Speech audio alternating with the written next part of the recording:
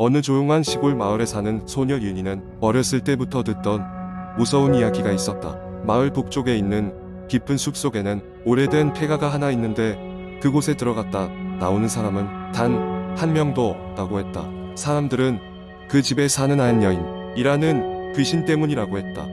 여인은 생전에 이 마을의 주인이었으나 남편에게 배신당하고 목숨을 잃은 뒤 원한을 품고 그 집을 떠나지 못한다는 전설이었다. 윤희는 이런 이야기를 들을 때마다 귀를 막고 싶었다. 겁이 많은 그녀에게 이 이야기는 너무도 무서웠다.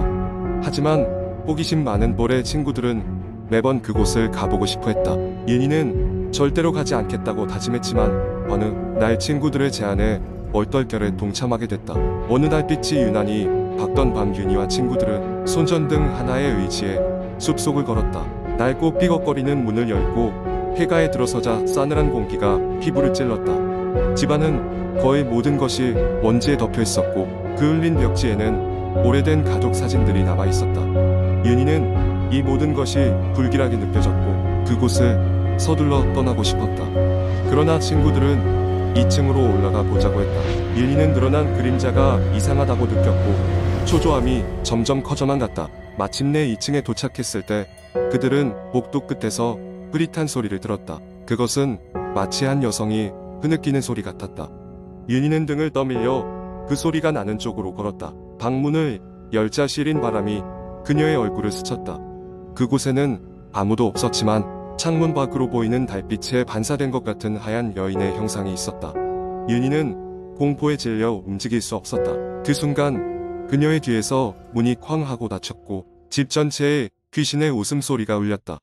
친구들은 다급히 문을 열고 뛰쳐나갔지만 윤희는 그 자리에서 굳어진 채 꼼짝도 할 수 없었다. 겨우 정신을 차린 윤희는 떨리는 손으로 문을 열고 밖으로 나왔다. 친구들은 이미 숲 밖으로 도망치고 있었고 윤희는 혼자서 폐가를 빠져나와 뒤도 돌아보지 않고 달렸다. 그날 이후 윤희는 다시는 그 숲 근처에 가지 않았다. 그녀는 그날 밤 꿈속에서 하얀 여인을 다시 보았다. 여인은 슬픈 눈을 하고 있었고 그녀에게 무언가 말하려는 듯 다가왔다. 윤희는 무슨 말인지 이해할 수 없었지만 그녀의 표정이 악의적이지 않다는 것을 느낄 수 있었다. 이후 마을 사람들은 윤희가 하얀 여인의 저주를 받았다고 수군댔다. 하지만 윤희는 오히려 그날 이후로 자신을 괴롭히던 두려움에서 벗어났다. 하얀 여인의 슬픈 사연을 이해했기 때문일까? 오히려 윤희는 그 사건 이후로 더욱 강한 아이가 되었다고 한다. 마을 사람들은 여전히 그 숲을 무서워하지만 윤희만은 달랐다. 윤희는 때때로 그 숲을 찾아가 눈이 부시게 피어오르는 햇살 속에서 평안해진 여인의 모습을 상상하곤 했다. 그녀는 자신을 겁먹게 했던 그 무서운 이야기가 이제는 더 이상 두렵지 않았다. 오히려 하얀 여인이 더 이상 혼자가 아니기를, 자신의 이야기 속에서 영원히 평온하기를 기도했다. 두 번째 이야기. 어느 조용한 산골 마을에 옛날부터 전해 내려오는 괴담이 있었다. 그 마을엔 돌아오지 않는 숲이라는 이름의 숲이 있었는데 그 이유는 숲에 들어가면 아무도 돌아오지 못한다는 소문 때문이었다. 특히 달이 유난히 밝게 떠오르는 보름달 밤에 그 숲에 들어가면 반드시 비극이 닥친다는 것이었다. 이 마을의 대학생인 연수와 그녀의 친구들이 여행을 했다. 연수는 어릴 적부터 공포 이야기를 좋아해서 마을 주민에게 그 숲에 대한 이야기를 들었을 때 흥미를 느꼈다. 그래서 친구들에게 제안했다. 얘들아, 오늘 밤 보름달이 뜨는데 우리 그 숲에 가볼래? 친구들은 처음엔 꺼려했지만 연수의 끈질긴 설득에 결국 동의했다.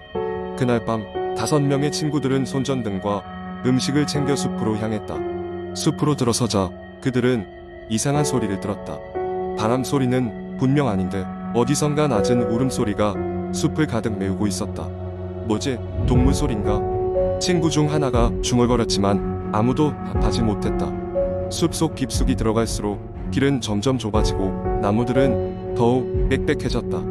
그들이 도착한 곳은 낡은 폐가였다. 폐가 앞에는 오래된 우물이 있었는데 그곳에서 늘 조용히 울리는 소리가 더욱 선명해졌다. 친구들이 주위를 둘러볼 때 연수의 눈은 우물에 고정되었다. 이 우물, 뭔가 이상해.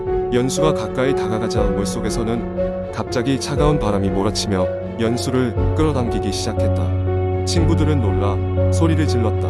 연수야, 그러나 그 순간 연수는 우물 안으로 빨려 들어갔다. 공포에 질린 친구들은 연수를 구하기 위해 우물 쪽으로 달려갔지만 거기엔 연수의 흔적조차 없었다. 친구들은 겁에 질려 바로 마을로 돌아갔다. 그리고 마을 주민들에게 이 사실을 알렸지만 아무도 우물에 가려고 하지 않았다. 대신 그들은 우리가 경고했잖아. 돌아오지 않는 숲이라고. 그 사건 이후 연수의 친구들은 모두 마을을 떠났고 시간이 지나면서 그 숲은 더욱 깊은 비밀로 감춰져 갔다. 그러나 몇 년 뒤 그 마을에 다시금 새로운 소문이 돌기 시작했다. 보름달 밤 숲 근처를 지나가는 사람들은 어디선가 돌아오지 않는다 는 목소리가 들린다는 것이었다. 그것은 마치 연수가 친구들에게 경고하는 목소리처럼 들렸다고 했다. 그날의 사건이 후회로 남은 친구들은 다시는 그 마을을 찾지 않았으나 그날의 기억은 그들의 뇌리에 영원히 남게 되었다. 돌아오지 않는 숲은 여전히 그 자리에 있었고 그 뒤로도 숲에 들어가 사라지는 일은 계속되었다. 그렇게 그 마을의 전설은 더욱 심각한 공포의 대명사가 되었다. 세 번째 이야기. 한국 인터넷에서는 다양한 공포 이야기가 많이 돌아다닙니다. 그중 하나의 긴 이야기로서 잊혀진 산장의 비밀을 소개하겠습니다. 몇 년 전 나는 대학교 친구들과 함께 여름 방학을 맞아 조용한 시골 마을로 여행을 갔다. 우리는 도시의 소음에서 벗어나 자연 속에서 여유를 만끽하고 싶은 마음에 산 깊숙이 위치한 한 산장에 머물기로 했다. 그 산장은 인터넷에서 유명한 곳은 아니었지만 사진으로 볼 때 꽤나 운치 있는 곳이라 생각했다. 산장에 도착하자 우리를 맞이한 것은 주인 할머니였다. 그녀는 수십 년간 이곳을 관리해왔다고 하며 산장을 둘러싼 숲에 대한 흥미로운 이야기를 들려주었다. 그러나 그녀의 이야기는 그저 자연의 아름다움이 아니라 때때로 이곳에 나타나는 불가사의한 현상에 대해서도 급했다. 예를 들어 밤이 되면 산장에서 멀지 않은 숲속에서 어린아이의 웃음소리가 들린다는 이야기였다. 우리는 농담처럼 웃어넘기며 방으로 향했다. 첫날 밤 우리는 여행의 피로를 풀고자 일찍 잠자리에 들었다. 그러나 깊은 밤 창밖에서 들려오는 이상한 소리에 잠이 깼다. 작은 아이의 웃음소리와 함께 가느다란 발소리가 산장 주변을 맴도는 듯했다. 아무도 말은 안 했지만 모두 그 소리를 들었고 그날 밤 이후로 우리는 숲으로의 산책을 자제하기로 했다. 다음 날 호기심을 주체하지 못한 한 친구가 할머니에게 웃음소리의 정체를 물었다. 그녀는 잠시 망설이더니 몇십 년 전 이곳에서 사라졌던 한 어린아이의 전설을 얘기해 주었다. 아이는 마을 사람들이 산으로 나무를 하러 간 사이에 실종되었고 그 후 마을에서는 그를 찾기 위한 노력이 계속되었지만 결국 발견되지 않았다. 그 사건 이후 산장의 손님들은 종종 아이의 웃음소리를 듣곤 했다는 것이었다. 우리는 점점 그 이야기와 기묘한 소리에 대한 두려움이 커지기 시작했다. 여행의 마지막 밤 다시 그 웃음소리가 또렷하게 들렸다. 이번에는 웃음소리와 함께 창문 밖에 희미한 그림자가 비쳤다. 우리는 서로 눈치만 보고 움츠러든 채 그 밤을 보냈다.